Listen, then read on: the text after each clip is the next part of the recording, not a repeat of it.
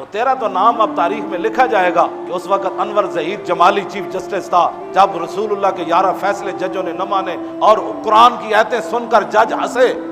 जब हमारे वकीलों ने कहा कि बेशक वो लोग जो अल्लाह रसूल को इज़ा देते हैं उन पर अल्लाह की भी लानत है, लानहुमुल्लाहु फिद दुनिया वल आखिरा, अल्लाह की लानत है उन पर दुनिया आखिरत में, और अल्लाह ने उनके लिए जलील कर देने वाला अजाब तैयार कर रखा है। तो तीनों जज हंसे, कहा कि अच्छा अल्लाह को भी अज़ियत होती है, अल्लाह को भी दुख होता है, अल्लाह को भी तकलीफ होती है। उस वक्त तुझे बोलना चाहिए था। तुझे उस वक्त याद नहीं आया जब सदर कह रहा था कि मौलवियों को मसला कटो, इस सूद हलाल होवे? उस वक्त तू कहां था? और तेरा जज सरमद जलाल कह रहा था कि जो सूद खाता है वो खाए, अल्लाह उसे पूछेगा, और जो नहीं खाता वो ना खाए।